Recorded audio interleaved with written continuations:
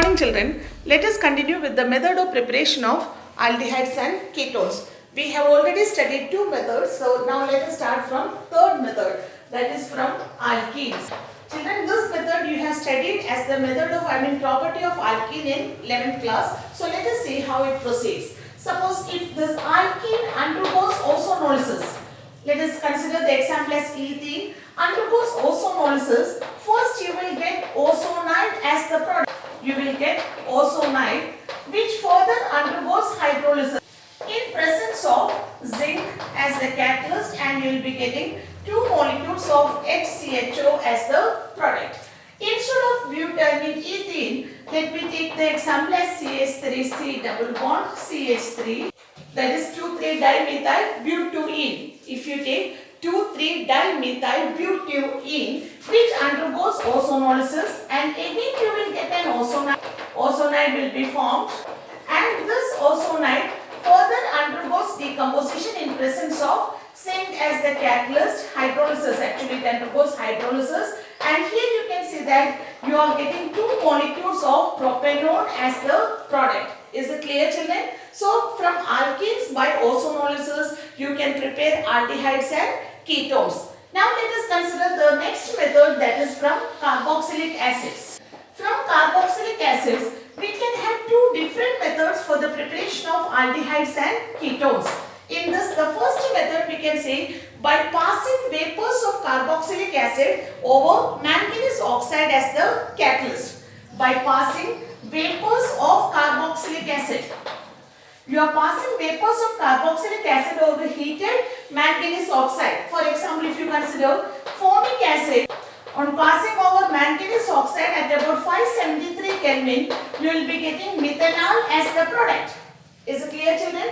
Instead of two molecules of formic acid, if you take one molecule of formic acid and one molecule of ethanoic acid under the same condition, that means in presence of manganese oxide at about 573 Kelvin, here you will be getting ethanol as the product.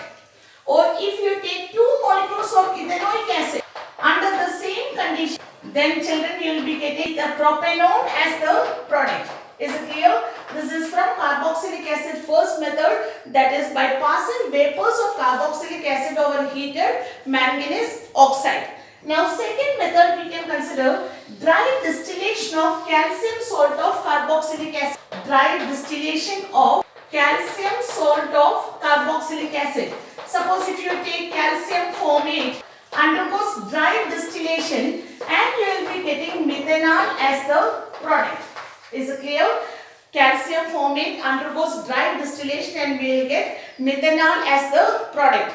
Instead of calcium formate, if you take calcium acetate, two molecules of calcium acetate undergoes dry distillation and produces propanone as the product. Is it clear?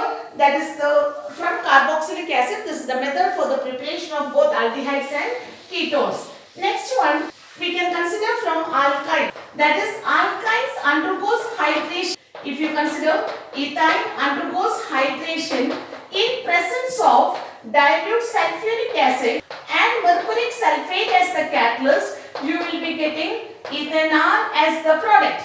Is it clear?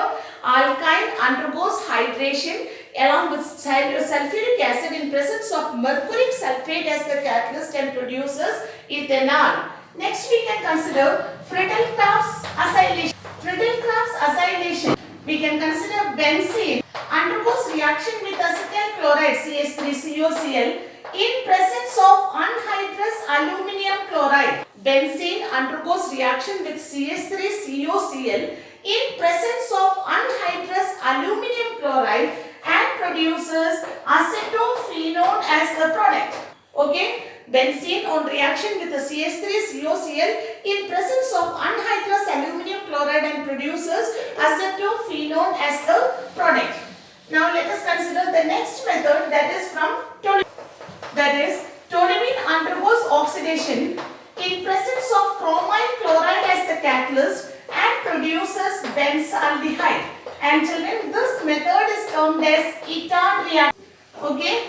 Toluene undergoes oxidation in presence of chromine chloride as the catalyst. Actually, in between you will be getting a complex product, which on further reaction you will get benzaldehyde. And this reaction in which the oxidation of toluene takes place in presence of chromine chloride to produce benzaldehyde is termed as Itard reaction.